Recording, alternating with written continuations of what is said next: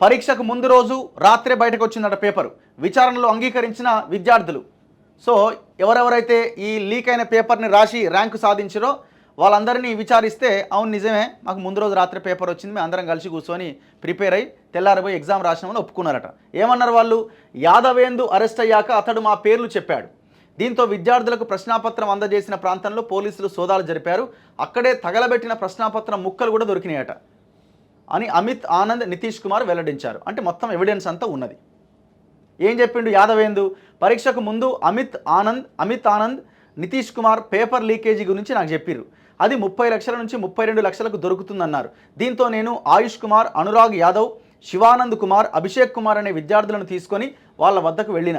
నేను విద్యార్థుల నుంచి 40 లక్షలు డిమాండ్ చేశానని యాదవేందు పోలీసులకు తెలిపిండట. విద్యార్థి ఏం చెప్పిండు?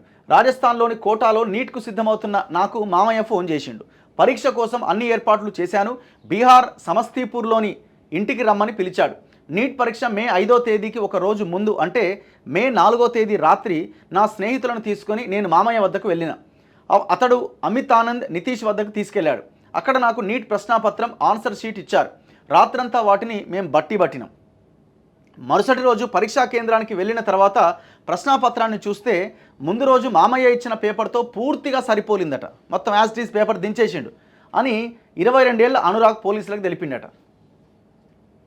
దేశంలో వైద్య విద్య కోర్సుల్లో ప్రవేశాలకు నిర్వహించిన నీట్ యూజీ ప్రవేశ పరీక్ష 2024లో అక్రమాలు జరిగినట్లు వస్తున్న ఆరోపణలు తీవ్ర దుమారం రేపుతున్నాయి. తాజాగా ప్రశ్నాపత్రం లీకేజీ నిజమే అని తేలింది. ముందు రోజు రాత్రే నీట్ ప్రశ్నాపత్రం తమకు అందిందని బీహార్లో అరెస్ట్ అయిన కొందరు విద్యార్థులు పోలీసుల ముందు అంగీకరించారు.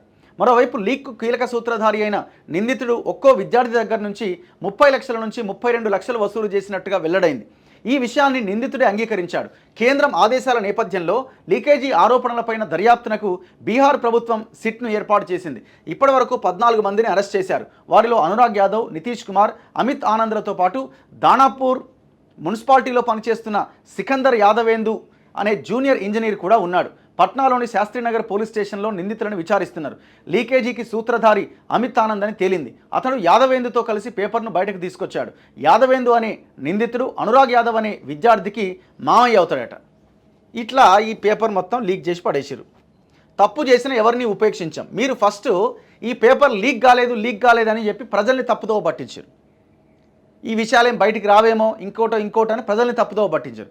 మీరు ఆనాడే లీక్ అయిందని ముందుగా ఒప్పుకొని త్వరితగతిన మళ్ళీ రద్దు చేసి ఎగ్జామ్ నిర్వహించి ఇంకోటి ఏదైనా చేసి ఉంటే ఈ పాటికన్నా ఎగ్జామ్ అయిపోయేదో లేకపోతే త్వరలో జరగబోయేదో. ఇంతవరకు దీని మీద డెసిషన్ లేదు. దీనివల్ల ఏం జరుగుతున్నది? విద్యార్థుల యొక్క మానసిక పరిస్థితిలో మార్పులు వస్తున్నాయి.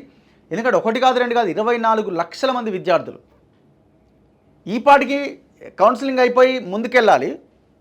అకాడమిక్ ఇయర్ స్టార్ట్ కావాలి ఇంకొక నెల రోజుల్లోపే. ఇది ఏమైందో అర్థం కాదు. మరి నెక్స్ట్ సిచ్యువేషన్ ఏంది? వాళ్ళు డాక్టర్లు కావాల్సిన వాళ్ళు ఒక ఇయర్లో ఒక హాఫ్ ఆఫ్ ద ఇయర్ పోతే ఇక వాళ్ళు చదువు ఏమెక్కుతుంది? ఇట్లాంటి చదువు చదివిన డాక్టర్లుగా బయటకు వస్తే సమాజానికి ఏం ప్రయోజనం కలుగుతుంది? నష్టం జరుగుతుంది. వీళ్ళు ఫస్ట్ ఓన్లీ గ్రేస్ మార్కులు దాని చుట్టే తిప్పిరు కథ అంతా. విషయం ఏంటంటే పేపర్ లీక్ అయింది. అక్కడ ఇంకా డెసిషన్ లేదు. మళ్ళీ తప్పు చేసిన వారిని ఉపేక్షించాం. ఇప్పుడే నీట్ వ్యవహారంపై ఉన్నత స్థాయి కమిటీ ఏర్పాటు చేసిరట.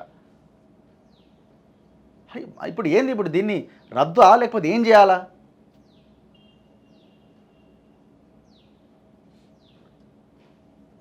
అండ్ ఇంకొకటి ఏందా, యూజీసీ నెట్ అనే పేపర్ కూడా లీక్ అయింది. ఇదొకటే కాదు, ఏది పిహెచ్డి ప్రవేశాల కోసం నిర్వహించేది. మొన్న దాని మీద కూడా కేసు నమోదైంది. సిబిఐ కేసు అట. యూజీసీ నెట్ ప్రశ్నాపత్రం లీకేజీపై గురువారం సిబిఐ ఎఫ్ఐఆర్ నమోదు చేసింది. నిందితులుగా గుర్తు తెలియని వ్యక్తులను చేర్చింది. ఈ నెల 18వ తేదీన జరిగిన నెట్కు సంబంధించిన ప్రశ్నాపత్రం సామాజిక మాధ్యమాల్లో 5 లక్షల నుంచి 6 లక్షలకు అమ్ముడైందట. దీంతో ఈ పరీక్షను కేంద్ర విద్యాశాఖ ఆదేశాల మేరకు ఎన్టీఏ రద్దు చేసింది. దర్యాప్తు జరపాల్సిందిగా సిబిఐని ఆదేశించింది. ఈ నేపథ్యంలో సిబిఐ రంగంలోకి దిగింది. అసలు ఎన్టీఏ పనిచేస్తుందా లేకపోతే పేపర్లు అమ్ముకుంటురా? సేమ్ ఆనాడు టీఎస్పీఎస్సీ ఎట్లా పనిచేసిందో ఆడ ఎన్టీఏ అట్లే పనిచేస్తుంది. ఇంతవరకు దీని మీద ప్రధానమంత్రి ఒక్క స్టేట్మెంట్ ఆయన నోటి నుంచి నీట్ అన్న పదమే వస్తలేదు. ఏందో మరి.